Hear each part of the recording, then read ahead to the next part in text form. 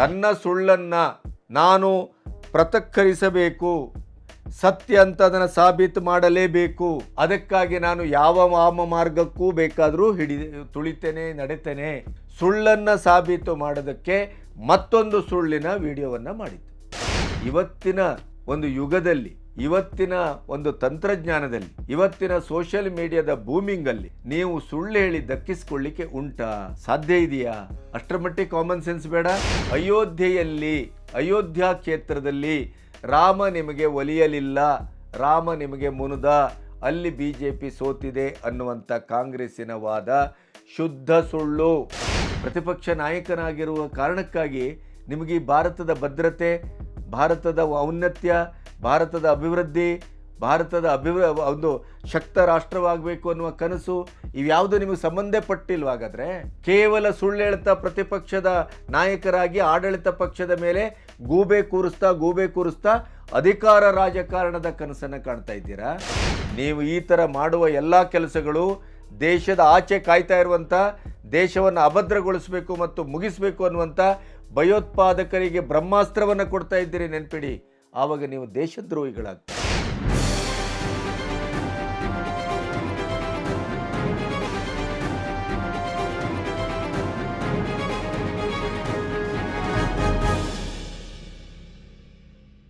ನಮಸ್ತೆ, B Ganapati news ಚಾನಲ್ಲಿಗೆ ಸ್ವಾಗತ. ಇಲ್ಲಿಯವರೆಗೆ ನಮ್ಮ ಈ ಚಾನಲನ್ನು ಸಬ್ಸ್ಕ್ರೈಬ್ ಮಾಡದೇ ಇದ್ದರೆ ನೀವು ಮತ್ತು ನಿಮ್ಮ ಹಿತೈಷಿಗಳು ಸಬ್ಸ್ಕ್ರೈಬ್ ಮಾಡಿ, ಅದರ ಜೊತೆಗೆ ಸ್ವತಂತ್ರ ಪತ್ರಿಕೋದ್ಯಮಕ್ಕೆ ಬೆಂಗಾವಲಾಗಿ ನಿಲ್ಲುವ ಮೂಲಕ ನನಗೆ ಸಹಕರಿಸ್ತೀರಿ ಅಂತ ನಂಬಿದ್ದೇನೆ. ಇತ್ತೀಚೆಗೆ ಸಂಸತ್ತಿನಲ್ಲಿ ರಾಹುಲ್ ಗಾಂಧಿಯವರು ವಿರೋಧ ಪಕ್ಷದ ಅಥವಾ ಪ್ರತಿಪಕ್ಷದ ನಾಯಕನಾಗಿ ಮೊದಲ ಭಾಷಣ ಮಾಡಿದ್ದು ಇವತ್ತಿಗೂ ಅದು ಅನುರಣಿಸ್ತಾ ಇದೆ. ಅದಕ್ಕೆ ತಕ್ಕುದಾಗಿ ಇಡೀ ಪ್ರತಿಪಕ್ಷ ಸುದೀರ್ಘವಾದಂಥ ಪ್ರಧಾನಿಯ ಭಾಷಣಕ್ಕೆ ಅಡ್ಡಿ, ಆತಂಕ, ಕೇಕೆ, ಗದ್ದಲ, ಚಪ್ಪಾಳೆ, ಘೋಷಣೆ ಎಲ್ಲವನ್ನು ಹಾಕಿದರೂ ಕೂಡ ಮೋದಿಯವರು ಅತ್ಯಂತ ಸಮರ್ಥವಾಗಿ ದೇಶವಾಸಿಗಳ ಎದುರು ನಮ್ಮ 10 ವರ್ಷದ ವಿಕಸಿತ ಭಾರತದ ಒಟ್ಟು ಪರ್ವ ಹೇಗಿತ್ತು ಅನ್ನೋದನ್ನು ವಿವರವಾಗಿ, ವಿಶದವಾಗಿ ಹೇಳುವುದರ ಜೊತೆಗೆ ರಾಹುಲ್ ಗಾಂಧಿಯವರ ಪ್ರತಿಯೊಂದು ಪ್ರಶ್ನೆಗೆ, ಆರೋಪಕ್ಕೆ ಸ್ವತಂತ್ರವಾಗಿ, ಸಮರ್ಥವಾಗಿ, ದಾಖಲಾರವಾಗಿ ಉತ್ತರಿಸಿದ್ದನ್ನು ನೀವು ಮೇಲ್ಮನೆಯಲ್ಲೂ ಸಂಸತ್ತಿನಲ್ಲೂ ಎರಡರಲ್ಲೂ ಕೇಳಿದ್ದೀರಿ. ಆದರೆ ಈಗ ಒಂದು ಹೊಸ ಬೆಳವಣಿಗೆ ಏನಾಗಿದೆ ಅಂತಂದರೆ, ರಾಹುಲ್ ಗಾಂಧಿಯವರು ಜನತಂತ್ರ ವ್ಯವಸ್ಥೆಯ ದೇಗುಲ, ಪವಿತ್ರವಾದಂಥ ಒಂದು ಸ್ಥಳ ಅದು ಸಂಸತ್ತಿನ ಭವನ, ಸಂಸತ್ತಿನ ಅಧಿವೇಶನ. ಅಲ್ಲಿ ಅವರು ಪ್ರತಿಪಕ್ಷದ ನಾಯಕನಾಗಿ ಅತ್ಯಂತ ಜವಾಬ್ದಾರಿಯುತವಾಗಿ, ಗಂಭೀರವಾಗಿ ಮತ್ತು ಮೌಲಿಕವಾಗಿ ನಡ್ಕೊಳ್ಬೇಕಾಗಿತ್ತು, ಆದರೆ ನಡೆದುಕೊಂಡಿಲ್ಲ.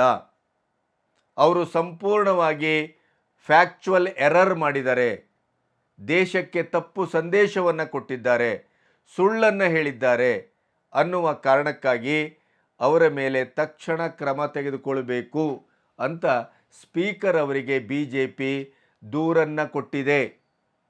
ಮತ್ತು ಸಂಸತ್ತಿನ ಒಳಗೂ ಸಂಸತ್ತಿನ ಹೊರಗೂ ಏಕಕಾಲದಲ್ಲಿ ಈ ರಾಹುಲ್ ಗಾಂಧಿಯವರ ಸುಳ್ಳಿನ ಪ್ರಲಾಪವನ್ನು ಸಂಸತ್ ಭವನದಲ್ಲಿ, ಸಂಸತ್ತಿನ ಅಧಿವೇಶನದಲ್ಲಿ ಇಡೀ 140 ಕೋಟಿ ಜನರಿಗೆ ತಪ್ಪು ಸಂದೇಶವನ್ನು, ಸುಳ್ಳನ್ನು ಹೇಳಿದ್ದರ ವಿರುದ್ಧ ಪ್ರತಿಭಟಿಸ್ತೇವೆ ಅಂತ ಹೇಳಿದ್ದಾರೆ. ಅದಕ್ಕೆ ತಕ್ಕಾಗಿ ಅಲ್ಲಿ ನಾವು ಗೆದ್ದ ಪ್ರಮಾಣ 62 ಸೀಟಿನಲ್ಲಿ ನೇರಾನೇರಿ ಹಣಾಹಣಿಯಲ್ಲಿ ಕಾಂಗ್ರೆಸ್ ಕೇವಲ 2 ಸೀಟನ್ನು ಗೆದ್ದಿದೆ. ಆಮೇಲೆ ಟಕಾಟಕ್ ಅಂತ 8,500 ಮಾಸಿಕವಾಗಿ ಕೊಡ್ತೇವೆ ಅನ್ನುವಂಥ ಸುಳ್ಳನ್ನು ಹೇಳಿದೆ.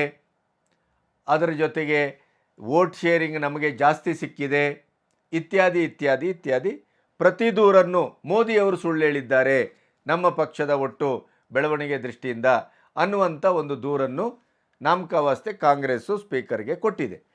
ಈ ಬೆಳವಣಿಗೆಯ ಮಧ್ಯೆ ಕಾಂಗ್ರೆಸ್ಸಿನ 99 ಸೀಟನ್ನು ಗೆದ್ದಿದ್ದೇವೆ ಅನ್ನುವಂಥ ಒಂದು ದರ್ಪ ಮತ್ತು ಅಹಂಕಾರ ಅಥವಾ ಉಮೇದಿನಲ್ಲಿ ಒಂದು ರೀತಿಯ ಆ, ಏನು ಯಂಗ್ ಹೀರೋ ರೀತಿಯಲ್ಲಿ ಆ್ಯಂಗ್ರಿ ಯಂಗ್ ಮ್ಯಾನ್ ಅನ್ನುವ ಒಂದು ಟೀ ಶರ್ಟ್ ಹಾಕ್ಕೊಂಡು ಬಂದಂಥ ಆ ಪೋಸು, ಇವೆಲ್ಲದರ ಹಿಂದೆ ರಾಹುಲ್ ಗಾಂಧಿಯವರು ಸಂಸತ್ತಿಗೆ ಹೇಳಿದಂಥ ಈ ಎಲ್ಲ ಅವರ ಏನು ಆರೋಪಗಳಿದೆ ಮೋದಿ ಸರ್ಕಾರದ ಮೇಲೆ, ಬಿ ಜೆ ಪಿಯವರ ಮೇಲೆ, ಅಗ್ನಿವೀರಿಂದ ಹಿಡಿದು ಅಯೋಧ್ಯೆಯ ಸೋಲಿಂದ ಹಿಡಿದು ಬಡತನ, ನಿರುದ್ಯೋಗ ಇತ್ಯಾದಿಗಳು, ಅದನ್ನು ಇವತ್ತು ನಿಮ್ಮೆದುರು ಒಂದು ರೀತಿಯ ಫ್ಯಾಕ್ಟ್ ಚೆಕ್ ಅನ್ನುವ ನೆಲೆಯಲ್ಲಿ ಎಷ್ಟು ಅದು ಸುಳ್ಳಾಗಿದೆ, ಎಷ್ಟು ಸುಳ್ಳನ್ನು ಸತ್ಯದ ತಲೆಗೆ ಹೊಡೆದಾಗೆ ಈ ಕಾಂಗ್ರೆಸ್ಸಿಗರು ಹೇಳ್ತಾ ಬಂದಿದ್ದಾರೆ. ಕರ್ನಾಟಕಕ್ಕೂ ಅನ್ವಯಿಸ್ತದೆ, ಇಡೀ ದೇಶದ ಕಾಂಗ್ರೆಸ್ಸಿನ ಗ್ಯಾಂಗಿಗೆ ಇದು ಅನ್ವಯಿಸ್ತದೆ. ಅಗ್ನಿವೀರ್ ಹುತಾತ್ಮರಿಗೆ ಕವಡೆ ಕಾಸು ಕೊಟ್ಟಿಲ್ಲ ಅಂತ ಹೇಳುವಂಥದ್ದು, ಆಮೇಲೆ ನಿರುದ್ಯೋಗ ಅತ್ಯಂತ ಮೀರಿದೆ ಅಂತ ಹೇಳುವಂಥದ್ದು, ಬಡತನ ಜಾಸ್ತಿ ಆಗಿದೆ ಭಾರತದಲ್ಲಿ, ಆಮೇಲೆ ಶಿವನ ಈ ಬಾಯಿಂದ ಶಿವನ ಫೋಟೋವನ್ನು ಇಟ್ಕೊಂಡು ಅವರು ಹೇಳಿದಂಥ ಸುಳ್ಳು, ಕುರಾನು ಮುದ್ರೆ ಅದು ಅಭಯ ಮುದ್ರೆ ಅಂತ ಹೇಳಿದ್ದು, ಅಥವಾ ಶಿವನ ಹಸ್ತವನ್ನು ಅಭಯ ಮುದ್ರೆ ಅಂತ ಹೇಳಿದ್ದು, MSP ರೈತರಿಗೆ ಕೊಡ್ತಾನೇ ಇಲ್ಲ ಅಂತ ಹೇಳಿದಂಥದ್ದು, ಅಯೋಧ್ಯೆಯ ಪರಿಹಾರದ ಬಗ್ಗೆ ಹೇಳಿದ ಸುಳ್ಳು, ಮತ್ತು ಅಯೋಧ್ಯೆಯಲ್ಲಿಯ BJPಯ ಕ್ಯಾಂಡಿಡೇಟಿನ ಸೋಲು, ಹೀಗೆ ಈ ಎಲ್ಲವನ್ನು ವಿವರವಾಗಿ ನಿಮ್ಮ ಹತ್ರ ಇಡಬೇಕು.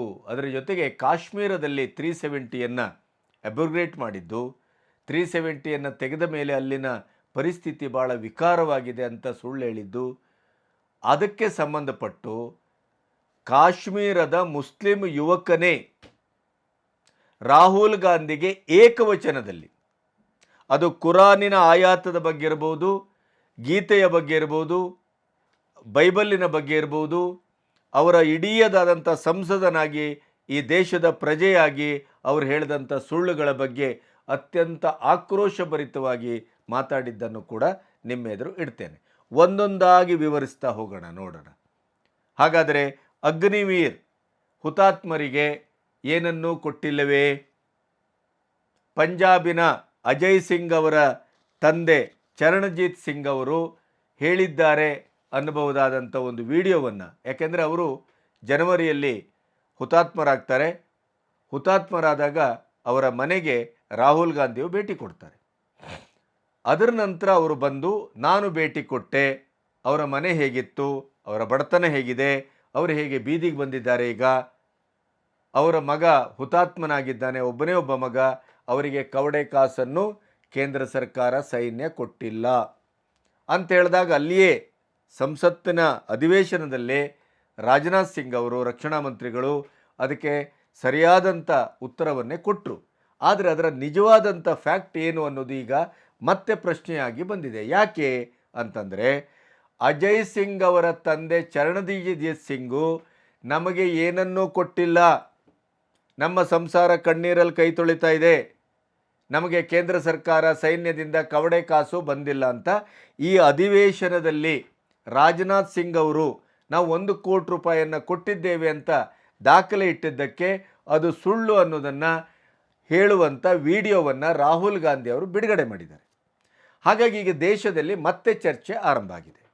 ಅದರ ಜೊತೆಗೆ ಇವರು ಶಿವನ ಫೋಟೋ ಮತ್ತು ಅವರ ಖಾಸಗಿಯಾದಂಥ ಆಫೀಸಿನಲ್ಲಿ ಕೂತು ರಾಜನಾಥ್ ಸಿಂಗ್ ಅವರು ದೇಶದ ಜನತೆಗೆ ತಪ್ಪು ಸಂದೇಶವನ್ನು ಕೊಟ್ಟಿದ್ದಾರೆ, ಸಂಸತ್ತಿನಲ್ಲಿ ಅಧಿವೇಶನದಲ್ಲಿ ಅವರು 1 ಕೋಟಿಯನ್ನು ಕೊಟ್ಟಿದ್ದೇನೆ ಅಂತ ಸುಳ್ಳು ಹೇಳಿದ್ದಾರೆ, ಅವರು ಜನರ ಎದುರು ಕ್ಷಮೆಯನ್ನು ಯಾಚಿಸಬೇಕು ಅಂತ ಹೇಳುವ ವಿಡಿಯೋವನ್ನು ಬಿಟ್ಟರು.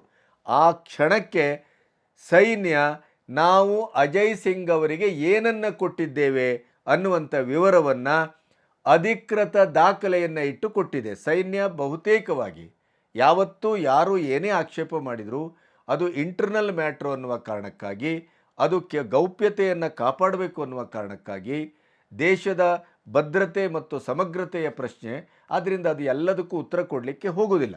ಆದರೆ ಹಸಿಯಾಗಿ ಸುಳ್ಳನ್ನು ಹೇಳಿದ್ರಿಂದ ರಾಹುಲ್ ಗಾಂಧಿಯವರು ಇಡೀ ದೇಶದ ಜನಕ್ಕೆ ತಪ್ಪು ಸಂದೇಶ ಹೋಗಬಾರದು, ಅಗ್ನಿವೀರ್ ಅಂತ ಯೋಜನೆಗೆ ಈಗಾಗಲೇ ವಿರೋಧವನ್ನು ಚುನಾವಣೆ ಪೂರ್ವದಲ್ಲೂ ಚುನಾವಣೆಯ ನಂತರದಲ್ಲೂ ವ್ಯಕ್ತಪಡಿಸ್ತಾ ಬಂದಿರುವಂಥ ರಾಹುಲ್ ಗಾಂಧಿ ಅದು ಅವರ ಮಾತು ಮತ್ತು ವಿರೋಧದಲ್ಲಿ ಎಷ್ಟು ಸುಳ್ಳಿದೆ ಅನ್ನೋದನ್ನು ಜನರ ಎದುರು ಇಡುವಕ್ಕೋಸ್ಕರ ಅವರು ದಾಖಲೆಯನ್ನು ಬಿಡುಗಡೆ ಮಾಡಿದ್ದಾರೆ. ಹಾಗಾದರೆ ದಾಖಲೆಯಲ್ಲಿ ಏನು ಹೇಳುತ್ತೆ? ಹುತಾತ್ಮರಾದ ಅಗ್ನಿವೀರ್ ಅಜಯ್ ಸಿಂಗ್ ಅವರು ಕಾಶ್ಮೀರದ ನೌಸೇನಾ ಸೆಕ್ಟರಿನಲ್ಲಿ ಕಾರ್ಯನಿರ್ವಹಿಸ್ತಾ ಇದ್ದರು. 2023 ಜನವರಿ 18ರಂದು ನೆಲಬಾಂಬಿನ ಸ್ಫೋಟದಿಂದ ಅವರು ಆತ್ಮಾರ್ಪಣೆ ಮಾಡ್ತಾರೆ, ಬಲಿದಾನಗೈತಾರೆ. ಆ ನಂತರ ಅಜಯ್ ಸಿಂಗ್ ಕುಟುಂಬಕ್ಕೆ ಹಾಗಾದರೆ ಏನನ್ನು ಸೇನೆ ಕೊಟ್ಟಿಲ್ಲವೇ ಅನ್ನುವ ಪ್ರಶ್ನೆ ಬಂದಾಗ 70% ಪರಿಹಾರವನ್ನು ಈಗಾಗಲೇ ಕೊಡಲಾಗಿದೆ. 98 ಲಕ್ಷವನ್ನು ಅಜಯ್ ಸಿಂಗ್ ಕುಟುಂಬಕ್ಕೆ ಕೊಡಲಾಗಿದೆ. ಉಳಿದ 30% ಏನಿದೆ ಅದನ್ನು ಪೊಲೀಸರ ಕೆಲವು ವೆರಿಫಿಕೇಷನ್ನು ಬಾಕಿ ಇರೋದ್ರಿಂದ ಇನ್ನು 6 ತಿಂಗಳ ಒಳಗಡೆ ನಿಮಗೆ ಇನ್ನೂ 67 ಲಕ್ಷವನ್ನು ಕೊಡಲಾಗ್ತದೆ ಅಂಥೇಳಿ ಈಗಾಗಲೇ ಅಜಯ್ ಸಿಂಗ್ ಕುಟುಂಬಕ್ಕೆ ತಾಕೀತು ಮಾಡಲಾಗಿದೆ, ಹೇಳಲಾಗಿದೆ ಅನ್ನೋದನ್ನು ಸೇನೆ ಸ್ಪಷ್ಟಪಡಿಸಿದೆ. ನಮಗೆ ಕೇಂದ್ರ ಸರ್ಕಾರದಿಂದ ಪರಿಹಾರ ಬಂದಿದೆ, 98 ಲಕ್ಷ ಬಂದಿದೆ, ಉಳಿದ ಇನ್ನು 67 ಲಕ್ಷ ಏನಿದೆ ಇನ್ನು 6 ತಿಂಗಳಲ್ಲಿ ಕೊಡ್ತೇವೆ ಅಂಥೇಳಿ ಸೇನೆ ದೃಢಪಡಿಸಿದೆ ಅನ್ನೋದನ್ನು ಅಜಯ್ ಸಿಂಗ್ ಅವರ ತಂದೆ ಚರಣಜಿತ್ ಸಿಂಗ್ ಟೈಮ್ಸ್ ನೌವಿಂದ ಸೇರಿ ಹಲವು ಟಿವಿಗಳಿಗೆ ಹೇಳಿದ್ದನ್ನು ನಿಮ್ಮ ಎದುರಿಗಿಡ್ತಾ ಇದ್ದೇವೆ ನೋಡಿ. सर इतनी आई है वहाँ से, एक तो 50 लाख का उनका बीमे का था, ICICI बैंक में आया, एक 48 लाख 10 जून को आया, हाँ जी 1 लाख का और आया, कल मैसेज आया, हाँ जी यही आया जी ना, करोड़ के, हाँ जी बाकी आर्मी में और पैसा पड़ा 60 लाख जितना भी है वो भी आएगा, आहिस्ता तक ना मिलेगा, सारा पैसा आहिस्ता से मिल जाएगा। 2019 में उसका पेपर नहीं हुआ, रेगुलर भर्तियों में भी वो क्लियर हो गया था, उसका मेडिकल सारा कुछ हो गया था रेगुलर भर्ती में। अभी तो उसको 4 साल हो जाने थे ड्यूटी करते हुए, लेकिन मोदी सरकार ने रेगुलर भर्ती बंद कर दी। उसके बाद 2022 में 23 में अग्निवीर योजना आ गई। आर्मी से प्यार तो करते हैं लेकिन जो 4 साल की नौकरी है कोई नहीं करना चाहता। उनकी माएँ नहीं भेज रही उनको कि 4 साल में तो 5 महीने में तो लड़का चला गया, 4 साल भी नहीं पूरे हुए, ಬಾರ್ಡರ್ पे खड़ा कर दिया, तो 4 साल नौकरी करवा लेते कहीं। ಒಂದು ಕಡೆ ರಾಹುಲ್ ಗಾಂಧಿ ಅವರು ಸಂಸತ್ತಿನಲ್ಲಿ ಹೇಳಿದಾಗ ರಕ್ಷಣಾ ಮಂತ್ರಿ ರಾಜನಾಥ್ ಸಿಂಗ್ ಅವರು ಕೌಂಟ್ರ್ ಕೊಟ್ಟದ್ದನ್ನು ಪ್ರಶ್ನೆ ಮಾಡಲಿಕ್ಕೆ ನಮಗೇನೂ ಬಂದಿಲ್ಲ ಅನ್ನುವಂಥ ಒಂದು ವಿಡಿಯೋವನ್ನು ಇದೇ ಚರಣಜಿತ್ ಸಿಂಗ್ ಅವರು ಹೇಳಿದ್ದನ್ನು ಈಗ ಬಿಟ್ಟಿದ್ದಾರೆ. ಅದಕ್ಕೆ ರಾಜನಾಥ್ ಸಿಂಗ್ ಅವರು ದೇಶದ ಕ್ಷಮೆ ಕೇಳಬೇಕು ಅಂತ ಕೂಡ ರಾಹುಲ್ ಗಾಂಧಿ ಒತ್ತಾಸೆಯನ್ನು ವ್ಯಕ್ತಪಡಿಸಿದ್ದಾರೆ. ಅದರ ಮಧ್ಯೆ ಇದೇ ಚರಣಜಿತ್ ಸಿಂಗ್ ನಮ್ಮ ಮಗನ ಈ ಹುತಾತ್ಮನಾದಂಥ ಸಂದರ್ಭಕ್ಕೆ ನಮಗೆ ಈಗಾಗಲೇ 98 ಲಕ್ಷ ಬಂದಿದೆ, ಉಳಿದದ್ದನ್ನು ಕೊಡುವ ಭರವಸೆಯನ್ನು ಕೊಟ್ಟಿದ್ದಾರೆ ಅನ್ನುವ ಮಾತನ್ನು ಟಿವಿಗೆ ಹೇಳಿದ್ದನ್ನು ಕೂಡ ನೀವು ಕೇಳಬಹುದು. पंजाब सरकार ने भी हमारी सहायता की 1 करोड़ की बाकी फ्रंट की तरफ से भी 48 लाख आया। बाद में जो भी हमारी बनती है जो कमाई जाती है, अच्छा ये चाहते हैं भी बेटे ਨੂੰ ਸ਼ਹੀਦ ਦਾ ਦਰਜਾ ਮਿਲਣਾ ਚਾਹੀਦਾ, ਸਾਨੂੰ ਪਰਿਵਾਰ ਨੂੰ ਪੈਨਸ਼ਨ ਲੱਗਣੀ ਚਾਹੀਦੀ ਆ, ਕੋਈ ਰਾਸ਼ਨ ਕਾਰਡ ਵਗੈਰਾ ਕੰਟੀਨ ਕਾਰਡ ਮਿਲਣਾ ਚਾਹੀਦਾ ਤਾਂ ਕਿ ਸੌਦਾ ਕੰਟੀਨ ਤੋਂ ਰਾਸ਼ਨ ਪਾਣੀ ਸਸਤੇ ਲੈ ਕੇ ਪਰਿਵਾਰ ਦਾ ਪਾਲਣ ਪੋਸ਼ਣ ਹੋ ਸਕਦਾ। ये सहूलत मिलनी चाहिए। नहीं जी वो बेटी छोटी 1 क्लास में पढ़ती हो यार जी फाइनल बीए हो जाएगी ना, उसके बाद नौकरी दे देंगे। और की तरफ हमारे साथ संपर्क में रहते झुंट वाले 17 सिखलाई में अभी भी आते, ये बंदा फौज का ही है, वहाँ से भेज जाते जो कि नॉन का पैसा वो दे के जाते हैं या हमारे अकाउंट में डाल देते हैं। पार्क में रहते सैनपुर लुधियाना वाले भी जो हेडक्वार्टर लुधियाना वो भी संपर्क में ही रहता है, तो कोई दिक्कत नहीं है। सरकार भी हमारे साथ ही है, जो भी केंद्र सरकार है पंजाब सरकार है सब हमारी सहायता करे। बाकी यही हमें तो पेंशन वगैरह लगनी चाहिए या कंटीन कार्ड या रेगुलर या शहीद का दर्जा बेटे को मिलना चाहिए। हाँ जी ये होना चाहिए। ಹಾಗಾದರೆ ಅಜಯ್ ಸಿಂಗ್ ಅವರ ತಂದೆ ಹೇಳಿದ ಈ ಮಾತನ್ನು ಕೇಳಿಸ್ಕೊಂಡ್ರಿ ನೀವು. ಯಾವ ರೀತಿಯಲ್ಲಿ ಅವರಿಗೆ ಹಣ ಬಂದಿದೆ ಅನ್ನೋದನ್ನು ನೋಡಿದ್ರೆ ಭಾರತದ ಇನ್ಶೂರೆನ್ಸ್ ಮೂಲಕ 48 ಲಕ್ಷ ಸಂದಾಯ ಆಗಿದೆ. ಅಗ್ನಿವೀರಿಗೆ ಆಯ್ಕೆ ಮಾಡಿಕೊಳ್ಳುವಾಗ ಒಂದು MOU ಮಾಡಿಕೊಳ್ಳಾಗತ್ತೆ. ಅದರ ಪ್ರಕಾರ ಹುತಾತ್ಮರಾದಾಗ ಬ್ಯಾಂಕ್ ಮೂಲಕ ಅವರಿಗೆ 50 ಲಕ್ಷ ಬಂದಿದೆ. ಈ ಮೂಲಕ 98 ಲಕ್ಷ ಈಗಾಗಲೇ ಅವರಿಗೆ ಹೋಗಿದೆ. ಅದರ ಜೊತೆಗೆ ಹುತಾತ್ಮರಾದಂಥವರ ಶವ ಸಂಸ್ಕಾರಕ್ಕೆ, ಅಂತಿಮ ಸಂಸ್ಕಾರಕ್ಕೆ ಅಂತ ತಕ್ಷಣಕ್ಕೆ ಕೊಡಬಹುದಾದಂಥ 39,000 ಬಟವಾಡೆಯಾಗಿದೆ. ಒಟ್ಟು 98,039,000 ರೂಪಾಯಿ ಕೇಂದ್ರದ ಅಥವಾ ಸೈನ್ಯದಿಂದ ಈಗಾಗಲೇ ಅವರಿಗೆ ಕೈ ಸೇರಿದೆ. ಅದಕ್ಕೆ ಅವರ ತಂದೆ ಚರಣಜಿತ್ ಸಿಂಗು ಈಗಾಗಲೇ ಟಿವಿಯಲ್ಲಿ ಹೇಳಿದ್ದನ್ನು ನೀವು ಗಮನಿಸಿದ್ದೀರಿ. ಇನ್ನು ಅವರಿಗೆ ಬರಬೇಕಾದಂಥದ್ದು ಕೇಂದ್ರ ಸರ್ಕಾರದ ಇಡುಗಂಟು ಅಂತ ಇನ್ನು 44 ಲಕ್ಷವನ್ನು ಕೊಡುತ್ತೆ. ಹಾಗೆಯೇ ಆರ್ಮಿ ಫೌಂಡೇಶನ್ನಿಂದ 8 ಲಕ್ಷ ಬರಲಿಕ್ಕಿದೆ. ಮತ್ತು ಅಜಯ್ ಸಿಂಗ್ ಅವರ 3.5 ವರ್ಷ ಏನು ಇನ್ನೂ ಅವರ ಸೇವೆ ಬಾಕಿ ಇತ್ತಲ್ಲ, ಅದರ ಸಂಬಳ ಅವರಿಗೆ 13 ಲಕ್ಷ ಸೇರಲಿದೆ. ಇನ್ನು ಸೇವಾ ನಿಧಿಯಿಂದ 2,30,000 ಅವರಿಗೆ ಕೊಡಲ್ಪಡ್ತದೆ. ಇದು ಇನ್ನು ಕೊಡುವಂಥ 67 ಲಕ್ಷದ ವಿವರಗಳು. ಹಾಗಾದರೆ ಒಟ್ಟು ಅಜಯ್ ಸಿಂಗ್ ಕುಟುಂಬಕ್ಕೆ ಈ ಅಗ್ನಿವೀರ್ ಯೋಜನೆಯಲ್ಲಿ ಹುತಾತ್ಮರಾದಂಥ ಸಂದರ್ಭಕ್ಕೆ ಸರ್ಕಾರದಿಂದ ಅಥವಾ ಸೇನೆಯಿಂದ ಎಷ್ಟು ಸಿಗತ್ತೆ ಒಟ್ಟು ಅಂತಂದರೆ, ಸೇನೆಯಿಂದ ಈ ಹುತಾತ್ಮರಾದಂಥ ಅಗ್ನಿವೀರಿಗೆ ಒಟ್ಟು ಸಿಗಬಹುದಾದಂಥದ್ದು ಅವ್ರ ಕುಟುಂಬಕ್ಕೆ 1,65,00,000 ಸಿಗತ್ತೆ. ಅಗ್ನಿವೀರ್ ಫೇಲು, ಯುವಕರ ಯೌವನವನ್ನು ಹಾಳು ಮಾಡ್ತಾ ಇದ್ದೀರಿ. 4 ವರ್ಷ ಅವರನ್ನು ದುಡಿಸಿ ನೀವು ಅವರನ್ನು ಯೂಸ್ ಆ್ಯಂಡ್ ಥ್ರೋ ಮಾಡ್ತೀರಿ. ಅವರು ಹುತಾತ್ಮರಾದರೆ ಏನೂ ಕೊಡುವುದಿಲ್ಲ, ಅವ್ರಿಗೆ ಯಾವುದೇ ಸೌಲಭ್ಯಗಳಿಲ್ಲ, ಇತ್ಯಾದಿ. ಈಗ ಅದರಲ್ಲೂ ಪರಿಷ್ಕರಣೆ ಮಾಡ್ತಾ ಇದ್ದಾರೆ. ಸೇವಾ ಅವಧಿಯನ್ನು ಜಾಸ್ತಿ ಮಾಡ್ತಾ ಇದ್ದಾರೆ, ತರಬೇತಿ ಅವಧಿಯನ್ನು ಜಾಸ್ತಿ ಮಾಡ್ತಾ ಇದ್ದಾರೆ.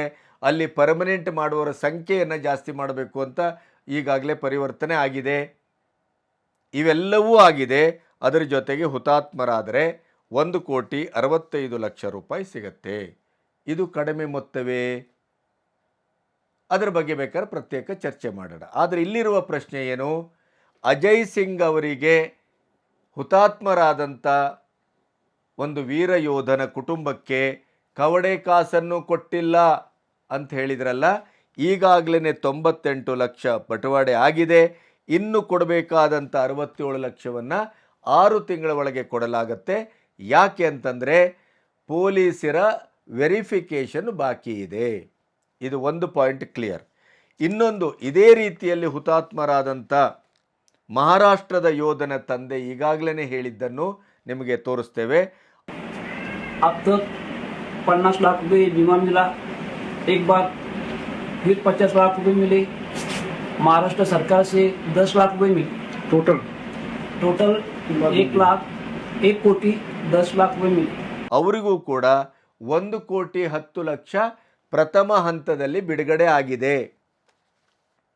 ಇಲ್ಲಿಗೆ ಅಗ್ನಿವೀರ ಒಂದು ಸಂದರ್ಭಕ್ಕೆ ಏನು ಒಂದು ಕವಡೆ ಕಾಸನ್ನು ಕೊಟ್ಟಿಲ್ಲ ಅಂತ ಏನು ಹೇಳಿದರು, ಅದರ ಬಗ್ಗೆ ನಿಮಗೆ ಸ್ಪಷ್ಟೀಕರಣ ದೊರೆತಿದೆ ಅಂತ ನಾನು ಭಾವಿಸ್ತೇನೆ. ರಫೇಲ್ ಡೀಲಿನ ಹಗರಣದ ಬಗ್ಗೆ ಇದೇ ರೀತಿ ಮಾತಾಡಿದರು ಚುನಾವಣಾ ಪೂರ್ವದಲ್ಲಿ. ಕೊನೆಗೆ ಅದಕ್ಕೆ ಅಧಿಕೃತ ದಾಖಲೆಯನ್ನು ಸೇನೆ ಮತ್ತು ಕೇಂದ್ರ ಸರ್ಕಾರ ಬಿಡುಗಡೆ ಮಾಡಿದಾಗ ಬಾಯಿ ಮುಚ್ಕೊಂಡು ಕೂತರು. ಆದರೂ ಈಗೂ ಅದರ ಬಗ್ಗೆ ಮಾತಾಡ್ತಾರೆ. ಸೈನ್ಯದ ಬಗ್ಗೆ ಈ ರೀತಿಯ ಒಂದು ಅಪಪ್ರಚಾರವನ್ನು ಮಾಡುವ ಮೂಲಕ ಸೈನ್ಯದ ಬಗ್ಗೆ ಇರುವಂಥ ಒಂದು ಭದ್ರತಾ ಭಾವನೆ, ಅವರ ಆತ್ಮವಿಶ್ವಾಸ, ಸೈನ್ಯದ ಗೌಪ್ಯ ಅಥವಾ ಇಡೀ ದೇಶದ ಒಂದು ಭದ್ರತೆಯನ್ನು, ನೆಮ್ಮದಿಯನ್ನು ಪ್ರಪಂಚದಲ್ಲೇ ಖ್ಯಾತಿವೆತ್ತಿದಂಥ, ಬೇರೆ ದೇಶಗಳಲ್ಲಿ ಎಲ್ಲರೂ ಸೈನ್ಯದಲ್ಲಿ ಕೆಲಸ ಮಾಡ್ತಾರೆ, ಆದರೆ ಸಂಬಳಕ್ಕಾಗಿ ಕೆಲಸ ಮಾಡ್ತಾರೆ. ನಮ್ಮಲ್ಲಿ ಸಂಬಳದ ಜೊತೆಗೆ ಇಲ್ಲಿ ಭಾಳ ಮುಖ್ಯವಾಗಿ ಸೇನೆ ಸೇರುವಂಥ ಯೋಧರ ಉದ್ದೇಶ ಏನು? ದೇಶ ಪ್ರೇಮ, ಈ ನೆಲದ ಪ್ರೇಮ.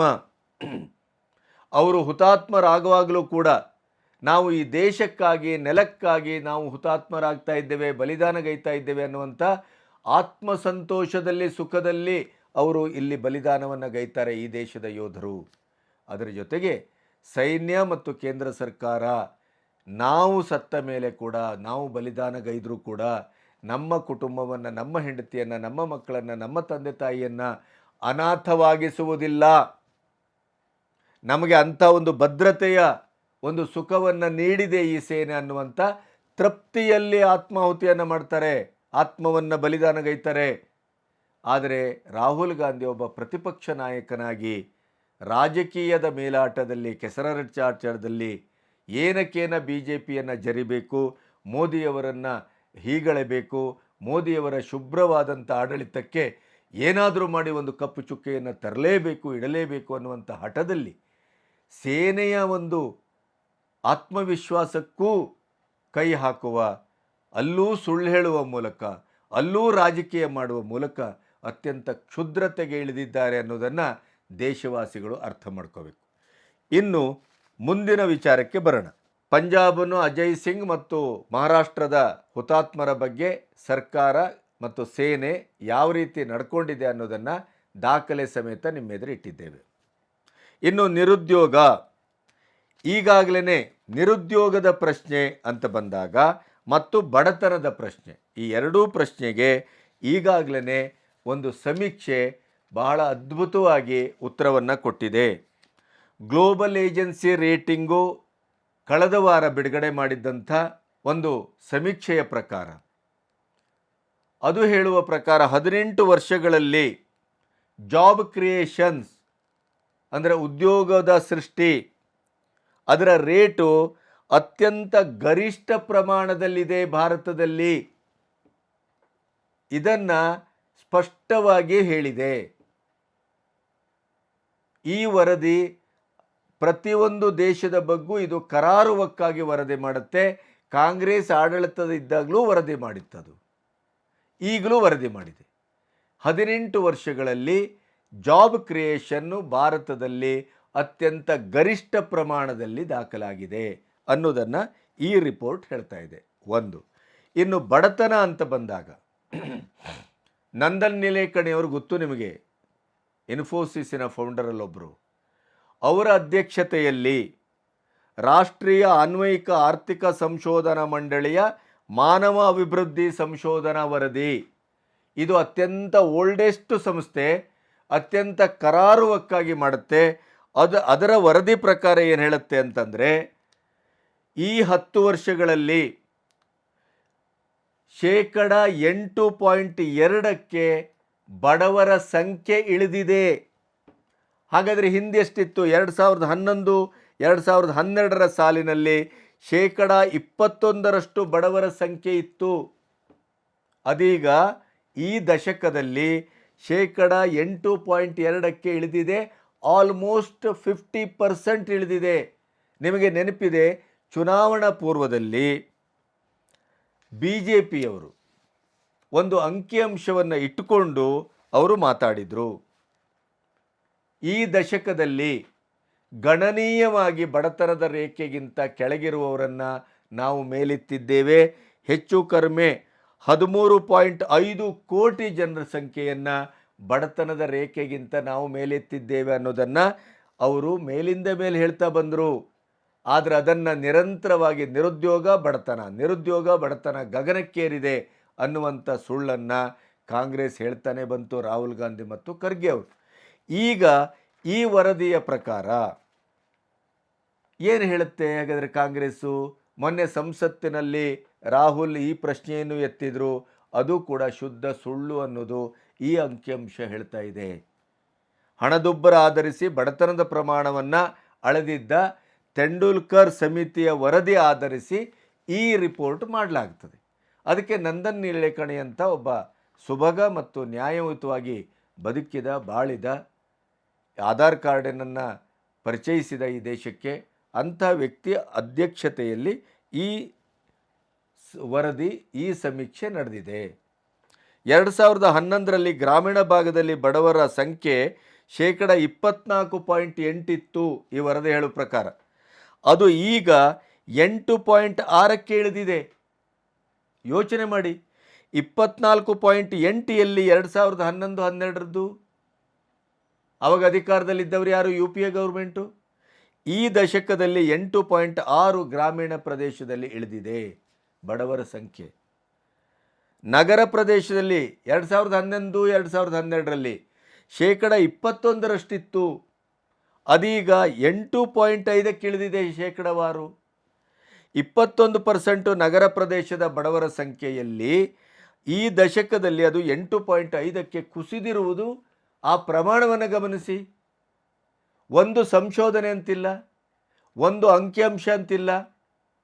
ಪಂಜಾಬಿನ ಅಜಯ್ ಸಿಂಗಿನ ವರದಿಯಲ್ಲಿ ಆ ಸುಳ್ಳಿನಲ್ಲಿ ನೀವೊಂದು ಪ್ರಶ್ನೆಯನ್ನು ನಾನು ಮಧ್ಯದಲ್ಲಿ ಬಿಟ್ಟೆ. ಏನದು? ಹಾಗಾದರೆ ಅವರ ತಂದೆ ಯಾಕೆ ಈಗ ನಮಗೇನೂ ಸಿಕ್ಕಿಲ್ಲ ಅಂತ ಹೇಳಿದರು? ಅದಕ್ಕೂ ಒಂದು ಈಗ ತಲಾಶ್ ಮಾಡಲಾಗಿದೆ. ಪ್ರಾಯಶಃ ಸರ್ಕಾರ ಅದರ ಬಗ್ಗೆ ಒಂದು ತನಿಖೆಯನ್ನು ಮಾಡುವ ಎಲ್ಲ ಸಾಧ್ಯತೆಯೂ ಇದೆ. ಅಜಯ್ ಸಿಂಗ್ ತಂದೆ ಚರಣಜಿತ್ ಸಿಂಗ್ ಅವರಿಗೆ ಲೋಕಲ್ಲಿನ ಕಾಂಗ್ರೆಸ್ ಲೀಡರ್ ಹೋಗಿ ಮಿಸ್ಗೈಡ್ ಮಾಡಿದ್ದಾರೆ. ನೀವು ಈ ರೀತಿ ಹೇಳಿದರೆ ನಿಮಗೆ ಇನ್ನೂ ಹೆಚ್ಚಿನ ಪರಿಹಾರ ಸಿಗತ್ತೆ, ಸೌಲಭ್ಯ ಸಿಗತ್ತೆ, ಆದ್ದರಿಂದ ನೀವು ಈ ರೀತಿ ಹೇಳಬೇಕು ಅಂತೇಳಿ ಅವರನ್ನು ಪುಸಲಾಯಿಸಿ ಹೇಳಿದ್ದು ಅನ್ನೋದು ಈಗಾಗಲೇ ವರದಿಯಾಗಿದೆ. ಅಂದರೆ ತನ್ನ ಸುಳ್ಳನ್ನು ನಾನು ಪೃಥಕ್ಕರಿಸಬೇಕು, ಸತ್ಯ ಅಂತ ಅದನ್ನು ಸಾಬೀತು ಮಾಡಲೇಬೇಕು, ಅದಕ್ಕಾಗಿ ನಾನು ಯಾವ ವಾಮ ಮಾರ್ಗಕ್ಕೂ ಬೇಕಾದರೂ ತುಳಿತೇನೆ, ನಡೆತೇನೆ. ಸುಳ್ಳನ್ನು ಸಾಬೀತು ಮಾಡೋದಕ್ಕೆ ಮತ್ತೊಂದು ಸುಳ್ಳಿನ ವಿಡಿಯೋವನ್ನು ಮಾಡಿತ್ತು. ಹಾಗಾದರೆ ಟೈಮ್ಸ್ ನವೀನಿಂದ ಸೇರಿ 4 ರಾಷ್ಟ್ರೀಯ ಚಾನೆಲ್ಗಳಿಗೆ ಚರಣಜಿತ್ ಸಿಂಗ್, ಅಜಯ್ ಸಿಂಗ್ ಫಾದರು ನಮಗೆ ಇಷ್ಟು ಲಕ್ಷ ಬಂದಿದೆ, ಇನ್ನಿಷ್ಟು ಲಕ್ಷ ಬರಲಿಕ್ಕೆ ಬಾಕಿ ಇದೆ, ನಮ್ಮನ್ನು ಚೆನ್ನಾಗಿ ನಡೆಸ್ಕೊಂಡಿದ್ದಾರೆ ಸ್ಥಳೀಯ ಸರ್ಕಾರವು ಕೇಂದ್ರ ಸರ್ಕಾರವು ಅಂತ ಹೇಳಿದ್ದು. ಹಾಗಾದರೆ ಸುಳ್ಳೇನು? ನಿಮ್ಮೆದುರನ್ನೇ ಇಡ್ತಾ ಇದ್ದೇವಲ್ಲ, ಸೈನ್ಯ ಕೊಟ್ಟಂಥ ದಾಖಲೆಯನ್ನು ನಿಮ್ಮೆದುರು ಪ್ರಚುರಪಡಿಸ್ತಾ ಇದ್ದೇವೆ. ಈ ವರದಿಯ ದಾಖಲೆಗಳನ್ನು ನಿಮ್ಮೆದುರು ಇಡ್ತಾ ಇದ್ದೇವೆ. ಹಾಗಾದರೆ ರಾಜಕೀಯ ಮಾಡಬೇಕು ಅನ್ನುವ ಕಾರಣಕ್ಕಾಗಿ ಎಷ್ಟು ಸುಳ್ಳನ್ನು ಬೇಕಾದರೂ ಹೇಳಬಹುದೇ? ಇದು ಪ್ರಶ್ನೆ.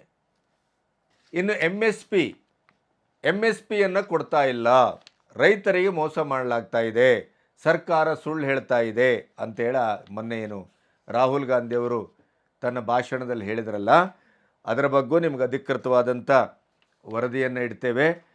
ಇಡೀ ದೇಶದಲ್ಲಿ MSP ಸೌಲಭ್ಯ ರೈತರಿಗೆ ಸಿಗ್ತಾ ಇದೆ. ಫ್ಯಾಕ್ಟ್ ಚೆಕ್ ಮಾಡಿದಾಗ ಇದು ಸಾಬೀತಾಗಿದೆ, ಇದು ಸುಳ್ಳು ರಾಹುಲ್ ಗಾಂಧಿಯವರು ಹೇಳಿದ್ದು. UPA ಸರ್ಕಾರದಲ್ಲಿ ಧಾನ್ಯದ ಕ್ವಿಂಟಲ್ಲಿಗೆ MSP ದರ ಎಷ್ಟಿತ್ತು? 1310. ಅದೇ ಮೋದಿ ಗೌರ್ಮೆಂಟು ಎಷ್ಟು ಕೊಡ್ತಾ ಇದೆ? 2300 ರೂಪಾಯಿ ಕೊಡ್ತಾ ಇದೆ MSP. ಯಾಕ್ರಿ ರಾಹುಲ್ ಗಾಂಧಿಯವರೇ ಇಷ್ಟು ಸುಳ್ಳು ಹೇಳ್ತೀರಿ? ಆಂಗ್ರಿ ಯಂಗ್ ಮ್ಯಾನ್, ತಾನು ಪ್ರತಿಪಕ್ಷ ನಾಯಕನಾಗಿದ್ದೇನೆ, 99 ಸೀಟ್ ಬಂದಿದೆ, ಕಳೆದ 10 ವರ್ಷಕ್ಕಿಂತ ನಾನು ಗಟ್ಟಿಯಾಗಿ ಇವತ್ತು ಪ್ರಬಲವಾಗಿ ಪ್ರತಿಪಕ್ಷವಾಗಿ ನಿಂತಿದ್ದೇವೆ. ಮೊದಲ ಬಾರಿ 10 ವರ್ಷದಲ್ಲಿ ಕಾಂಗ್ರೆಸ್ಸಿಗೆ ಅಧಿಕೃತವಾದಂಥ ವಿರೋಧ ಪಕ್ಷದ ಸ್ಥಾನ ಗೌರವ ಸಿಕ್ಕಿದೆ. ನಾನು ವಿರೋಧ ಪಕ್ಷದ ನಾಯಕನಾಗಿದ್ದೇವೆ, ಆದ್ದರಿಂದ ಮೋದಿಯನ್ನು ನಡಗಿಸ್ತೇವೆ ಅನ್ನುವ ಕಾರಣಕ್ಕಾಗಿ ಇಂಥ ಹಸಿ ಸುಳ್ಳುಗಳನ್ನು ಹೇಳ್ತೀರಿ ಅಂತ ಆದರೆ, ಇವತ್ತಿನ ಒಂದು ಯುಗದಲ್ಲಿ, ಇವತ್ತಿನ ಒಂದು ತಂತ್ರಜ್ಞಾನದಲ್ಲಿ, ಇವತ್ತಿನ ಸೋಷಿಯಲ್ ಮೀಡಿಯಾದ ಬೂಮಿಂಗಲ್ಲಿ ನೀವು ಸುಳ್ಳು ಹೇಳಿ ದಕ್ಕಿಸ್ಕೊಳ್ಳಿಕ್ಕೆ ಉಂಟಾ? ಸಾಧ್ಯ ಇದೆಯಾ? ಅಷ್ಟರ ಮಟ್ಟಿಗೆ ಕಾಮನ್ ಸೆನ್ಸ್ ಬೇಡ? ಅದರಲ್ಲೂ ಅಡಿಗೆ ಬಿದ್ದರೂ ಮೀಸೆ ಮಣ್ಣಾಗಿಲ್ಲ ಅನ್ನುವಂಥ ಒಂದು ವಾದವನ್ನು ಇನ್ನೂ ಮಂಡಿಸಲಿಕ್ಕೆ ಮುಂದಾಗ್ತೀರಿ. ಈಗಲೂ ಮತ್ತೆ ಸುಳ್ಳು ವಿಡಿಯೋವನ್ನು ಬಿಟ್ಟು ರಾಜನಾಥ್ ಸಿಂಗ್ ಅಂತವರನ್ನು ನೀವು ಕ್ಷಮೆ ಕೇಳಿ ಅಂತಿರಲ್ಲ. ಇದು ಉದ್ದಟತನವೋ, ದಡ್ಡತನವೋ, ಪಪ್ಪುತನವೋ, ಅಪ್ರಬುದ್ಧತನವೋ? ಏನಿದು? ನೀವೇ ಹೇಳಬೇಕಿದಕ್ಕೆ. ಇನ್ನು ಮುಂದೆ ಅಯೋಧ್ಯೆಯ ಪ್ರಶ್ನೆ ಬಂದರೆ, ಮೂಲತಃ ಅಯೋಧ್ಯೆ ಆ ಕ್ಷೇತ್ರದಲ್ಲಿ BJP ಸೋತಿಲ್ಲ, ಇದು ಫ್ಯಾಕ್ಟ್. ಯಾಕೆ? ಅಯೋಧ್ಯೆ ಅನ್ನೋದು ಒಂದು ಲೋಕಸಭಾ ಕ್ಷೇತ್ರವೇ ಅಲ್ಲ, ಮೊದಲ ಸುಳ್ಳದು. ಅಯೋಧ್ಯೆ ಲೋಕಸಭಾ ಕ್ಷೇತ್ರ ಅಲ್ಲದೇ ಇರೋದ್ರಿಂದ ಅಯೋಧ್ಯೆಯಲ್ಲಿ ಬಿ ಜೆ ಪಿ ಕ್ಯಾಂಡಿಡೇಟ್ ಸೋತಿದೆ ಅನ್ನೋದು ಫ್ಯಾಕ್ಚುವಲ್ ಎರರ್, ಅದು ಸುಳ್ಳು, ಅಂಕಿಅಂಶವೇ ಸುಳ್ಳು, ಸತ್ಯಾಂಶ ಅಲ್ಲ. ಹಾಗಾದರೆ ಬಿ ಜೆ ಪಿ ಸೋತಂಥ ಲೋಕಸಭಾ ಕ್ಷೇತ್ರ ಯಾವುದು? ಅಯೋಧ್ಯೆಯನ್ನು ಒಳಗೊಂಡಂಥ ಅಯೋಧ್ಯೆಯ ಪಕ್ಕದ ಫೈಸಲಾಬಾದ್ ಕ್ಷೇತ್ರದಲ್ಲಿ 5 ವಿಧಾನಸಭಾ ಕ್ಷೇತ್ರ ಬರುತ್ತೆ. 5 ವಿಧಾನಸಭಾ ಕ್ಷೇತ್ರದಲ್ಲಿ ಅಯೋಧ್ಯೆ 1 ವಿಧಾನಸಭಾ ಕ್ಷೇತ್ರ. ಅದರಲ್ಲಿ ಸಮಾಜವಾದಿ ಪಾರ್ಟಿಯನ್ನು ಸೋಲಿಸಿ ಬಿ ಜೆ ಪಿಯೇ ವಿಧಾನಸಭಾ ಚುನಾವಣೆಯಲ್ಲಿ ಗೆದ್ದಿದೆ. ಇದು ಸತ್ಯ. ಹಾಗಾದರೆ ಅಯೋಧ್ಯ ಕ್ಷೇತ್ರದಲ್ಲಿ ರಾಮ ನಿಮಗೆ ಒಲಿಯಲಿಲ್ಲ, ರಾಮ ನಿಮಗೆ ಮುನುದ, ಅಲ್ಲಿ ಬಿ ಜೆ ಪಿ ಸೋತಿದೆ ಅನ್ನುವಂಥ ಕಾಂಗ್ರೆಸ್ಸಿನ ವಾದ ಶುದ್ಧ ಸುಳ್ಳು. ಮತ್ತು ಅದಕ್ಕಿಂತ ಮುಖ್ಯವಾಗಿ ಏನು ಫೈಸಲಾಬಾದಲ್ಲಿ ಕಾಂಗ್ರೆಸ್ಸಿನ ಅಭ್ಯರ್ಥಿ ಲೋಕಸಭಾ ಚುನಾವಣೆಯಲ್ಲಿ ಗೆದ್ದಿದ್ದಾರೆ, ಅಲ್ಲಿ ಅಯೋಧ್ಯೆಯ ವಿಧಾನಸಭಾ ಕ್ಷೇತ್ರದಲ್ಲಿ ಆ ವ್ಯಕ್ತಿ ತೆಗೆದುಕೊಂಡಂಥ ಮತ, ಶೇಕಡಾವಾರು ಮತ, ಬಿ ಜೆ ಪಿಯ ಕ್ಯಾಂಡಿಡೇಟ್ ತೆಗೊಂಡಂಥ ಶೇಕಡಾವಾರು ಮತಕ್ಕೆ ತುಲನೆ ಮಾಡಿದಾಗ ಅಯೋಧ್ಯೆಯ ವಿಧಾನಸಭಾ ಕ್ಷೇತ್ರದಲ್ಲಿ ಲೋಕಸಭಾ ಕ್ಷೇತ್ರದ ಅಭ್ಯರ್ಥಿ ಕಾಂಗ್ರೆಸ್ ಅಭ್ಯರ್ಥಿಗಿಂತ ಬಿ ಜೆ ಪಿ ಅಭ್ಯರ್ಥಿ ಅತಿ ಗರಿಷ್ಠ ಮತವನ್ನು ತೆಗೆದುಕೊಂಡಿದ್ದಾರೆ. ಹಾಗಾಗಿ ಅಯೋಧ್ಯೆಯಲ್ಲಿ ಬಿ ಜೆ ಪಿಯ ಲೋಕಸಭಾ ಕ್ಷೇತ್ರದ ಎಂ ಪಿ ಸೋತಿದ್ದಾರೆ ಅಥವಾ ಕ್ಯಾಂಡಿಡೇಟು ಸೋತಿದ್ದಾರೆ ಅನ್ನೋದೇ ಶತ ಮೂರ್ಖತನ, ಶತ ಸುಳ್ಳು, ಫ್ಯಾಕ್ಚುವಲ್ ಎರರ್. ರಾಹುಲ್ ಗಾಂಧಿಯವರೇ, ಸುಳ್ಳಿಗೂ ಒಂದು ಮಿತಿ ಇರತಕ್ಕದ್ದು. ಇನ್ನು ಶಿವನ ಫೋಟೋವನ್ನು ಹಿಡಿದು, ಮೂಲತಃ ಶಿವನ ಫೋಟೋವನ್ನು ಪ್ರದರ್ಶನಕ್ಕೆ ತಂದದ್ದು ದೊಡ್ಡ ತಪ್ಪು. ಡರೋ ಮತ್ ಡರಾವೋ ಮತ್, ಅಭಯಮುದ್ರಾ ಅಂತೇನು ತೋರಿಸಿದ್ರು, ಶಿವನ ಒಂದು ಅಭಯಮುದ್ರಾ ಮತ್ತು ಶಿವನ ತತ್ವ ಇದು ಅಂತೇನು ಹೇಳಿದ್ರಲ್ಲ, ಅದು ಎಷ್ಟರ ಮಟ್ಟಿಗೆ 100ಕ್ಕೆ 100 ಸುಳ್ಳು ಅಂತಂದರೆ ಶಿವಪುರಾಣದಲ್ಲಿ ಈ ಉಲ್ಲೇಖವೇ ಇಲ್ಲ. ಡರೋ ಮತ್ ಡರಾವೋ ಮತ್ ಅನ್ನುವಂಥ ಯಾವ ವಾಕ್ಯವು, ಇದೇ ಅರ್ಥ ಬರುವಂಥ ಯಾವುದೇ ಒಂದು ವಿವರಣೆಯು ಶಿವಪುರಾಣದಲ್ಲಿ ಇಲ್ಲ. ಇದು ಶಿವಪುರಾಣದ ಯಾವ ವಾಕ್ಯವೂ ಅಲ್ಲ. ಇದನ್ನು ಯಾರು ಬೇಕಾದರೂ ಅದನ್ನು ನೀವು ಪ್ರೂವ್ ಮಾಡ್ಬೋದು, ಅದನ್ನು ನೋಡ್ಬೋದು. ಇನ್ನೊಂದು ಹೇಳಿದರು, ಇಸ್ಲಾಂ ಧರ್ಮದಲ್ಲಿ ಈ ರೀತಿ ಒಂದು ಪ್ರಾರ್ಥನೆ ಮಾಡುವ ಕ್ರಮ ಇದೆ, ದುವಾ ಮಾಂಗನೆ ಅಂತ ಹೇಳ್ತಾರಲ್ಲ, ಅಂದರೆ ದೇವರ ಹತ್ರ ಬೇಡುವುದು. ಹೆಚ್ಚು ಕಮ್ಮಿ ಕ್ರಿಶ್ಚಿಯನ್ರು ಕೂಡ ಅದೇ ರೀತಿ ಬೇಡ್ತಾರೆ. ಅದನ್ನು ಕೂಡ ಏನಂದ್ರು, ಅಭಯಮುದ್ರಾ ಅಂತ ಹೀಗೆ ಎದ್ದು ನಿಂತು ಎಲ್ಲರಿಗೂ ತೋರಿಸ್ತಾ ಇದ್ರಲ್ಲ, ಅಲ್ಲ.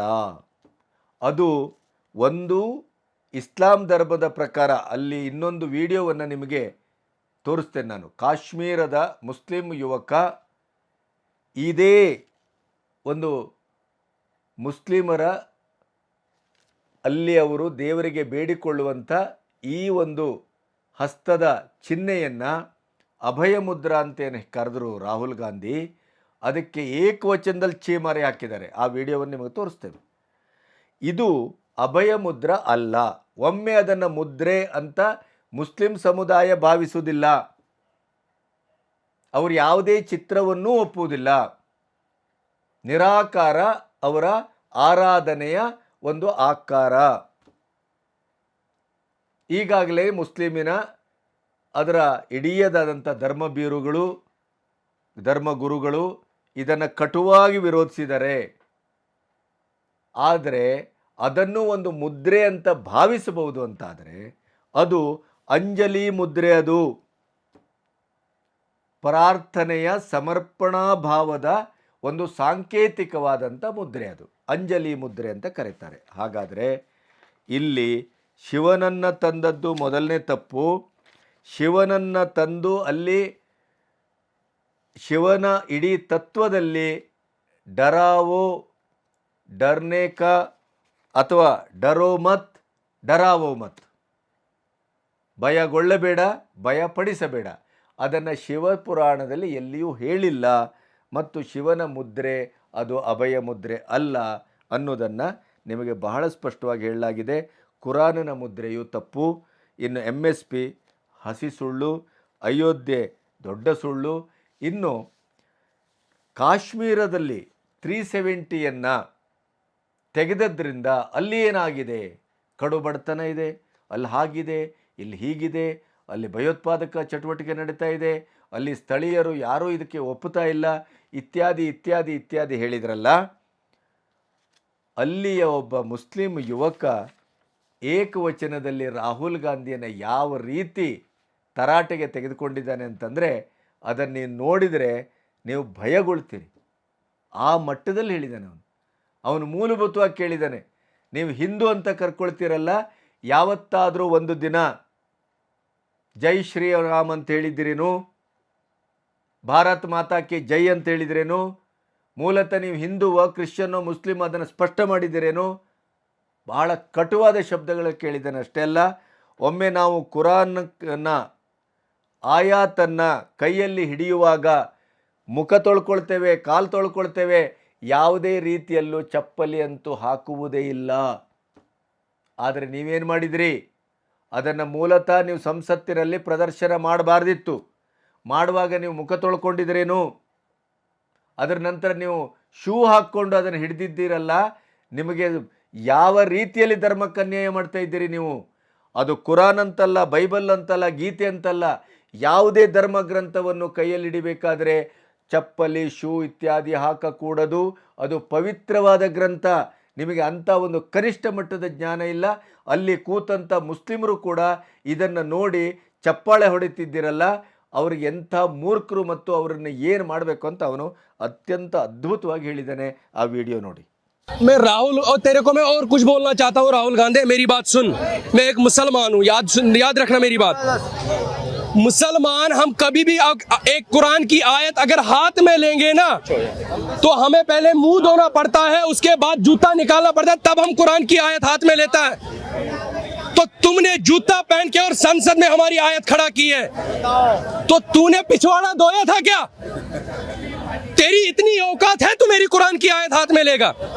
तो मुझे 24 साल में आज तक पता नहीं चला तू किस धर्म से है। गलत बात है, बात सही है, बिल्कुल सही, गलत बात है। तो मेरी आयत लेके या हिंदू भाइयों की कोई गीता लेके या बाइबल लेके वो जूता पहन के कभी कहीं पे भी रोड पे खड़ा करेगा?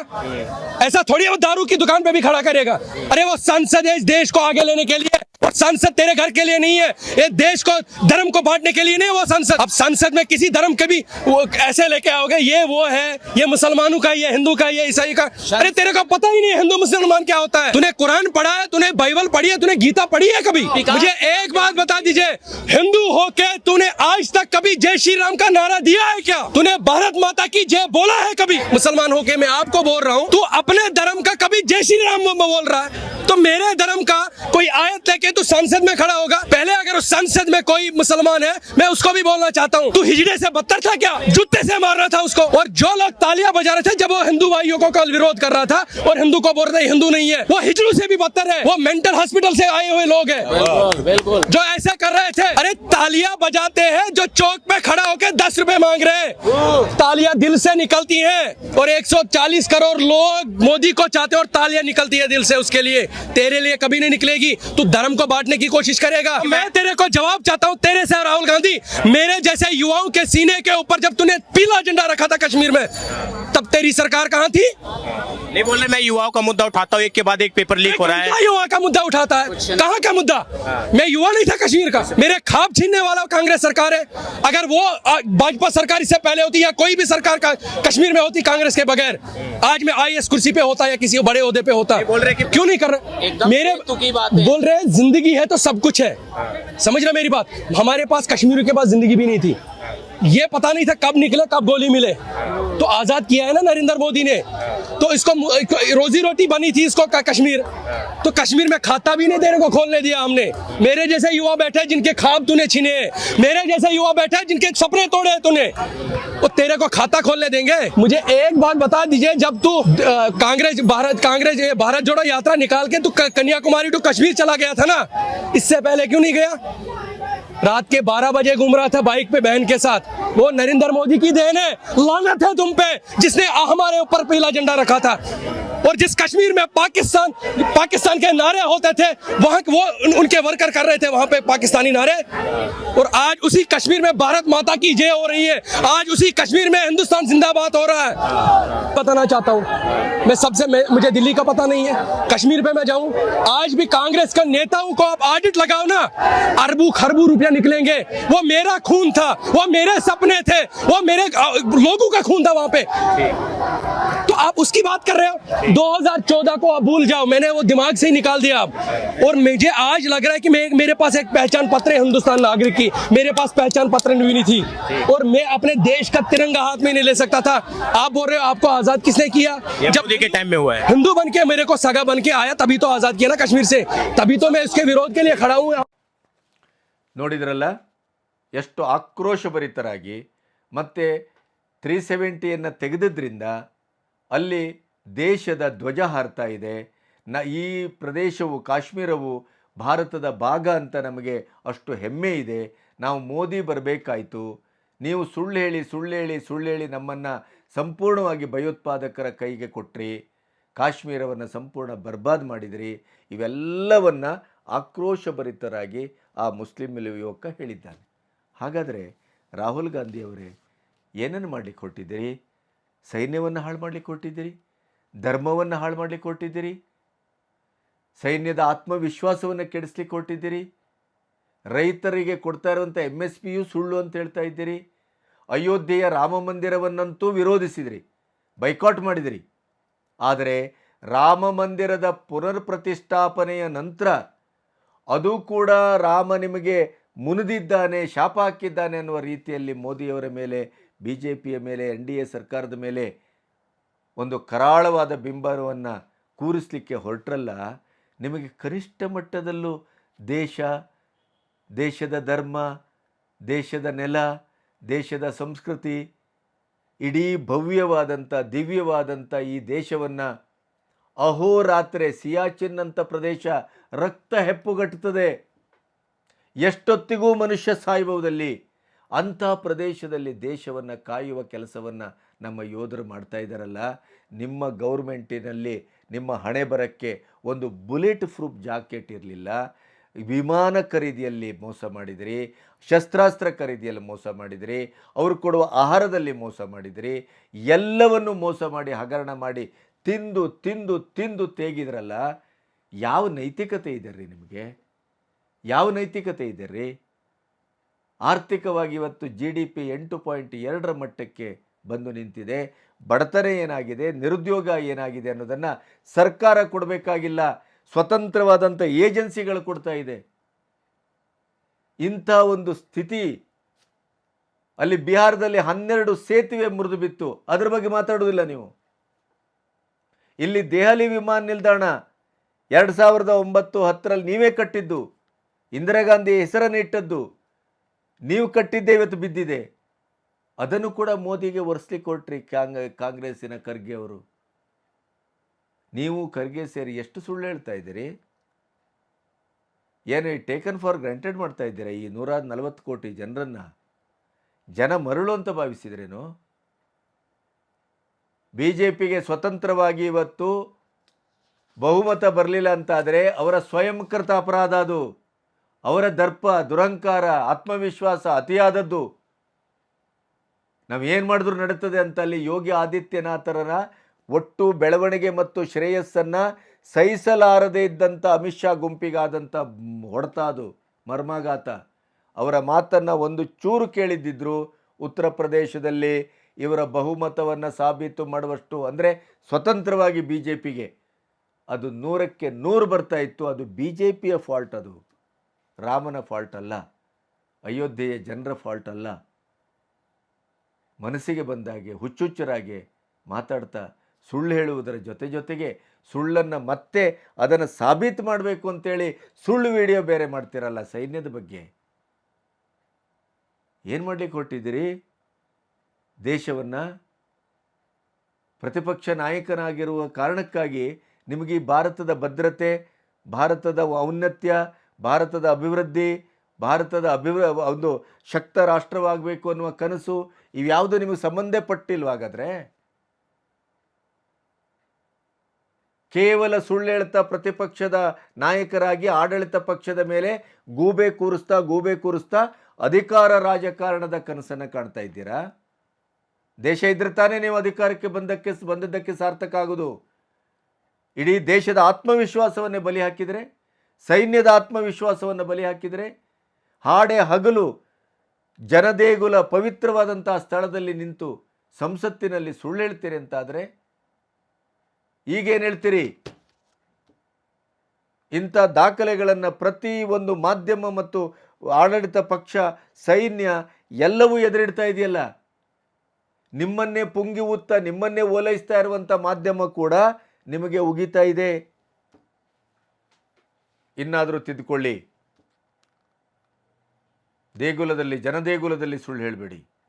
ಪ್ರಚಾರದಲ್ಲಿ ಸುಳ್ಳು ಹೇಳ್ತೀರಿ, ನೀವು ರಾಜಕೀಯ ಮಾಡ್ಕೊಂಡು ಹೋಗಿ, ಆದರೆ ಫ್ಯಾಕ್ಚುಯಲ್ ಎರರನ್ನು ಯಾಕೆ ಮಾಡ್ತೀರಿ? ಸೈನ್ಯದ ಆತ್ಮವಿಶ್ವಾಸಕ್ಕೆ ಮತ್ತು ಸೈನ್ಯದ ಪ್ರಾಮಾಣಿಕತೆಗೆ ಯಾಕೆ ಕೈ ಹಾಕ್ತೀರಿ? ಸೈನ್ಯವನ್ನು ಕರಪ್ಟ್ ಮಾಡಬೇಡಿ. ದೇಶದ ಭವಿಷ್ಯ ಗಂಡಾಂತರಕ್ಕೆ ಸಿಗುತ್ತೆ. ನೀವು ಈ ಥರ ಮಾಡುವ ಎಲ್ಲ ಕೆಲಸಗಳು ದೇಶದ ಆಚೆ ಕಾಯ್ತಾ ಇರುವಂಥ, ದೇಶವನ್ನು ಅಭದ್ರಗೊಳಿಸಬೇಕು ಮತ್ತು ಮುಗಿಸಬೇಕು ಅನ್ನುವಂಥ ಭಯೋತ್ಪಾದಕರಿಗೆ ಬ್ರಹ್ಮಾಸ್ತ್ರವನ್ನು ಕೊಡ್ತಾ ಇದ್ದೀರಿ, ನೆನಪಿಡಿ. ಆವಾಗ ನೀವು ದೇಶದ್ರೋಹಿಗಳಾಗ್ತೀರಿ. ಪ್ರತಿಪಕ್ಷ ನಾಯಕರಾಗಿ ನೀವು ಕೊನೆಗೂ ನಿಲ್ಲುವುದೆಲ್ಲಿ ಅಂತಂದರೆ ದೇಶದ್ರೋಹಿಗ ಪಟ್ಟದಲ್ಲಿ. ಇದು ನಿಮಗೆ ನೆನಪಿರಬೇಕು. ಇನ್ನಾದರೂ ನೀವು ಎಚ್ಚರಗೊಳ್ಳದೇ ಇದ್ದರೆ ನೀವು ಪ್ರತಿಪಕ್ಷದ ನಾಯಕನಾಗಿಯೂ ಉಳಿಯುವುದಿಲ್ಲ, ನೆನಪಿಡಿ. ನಮಸ್ತೆ.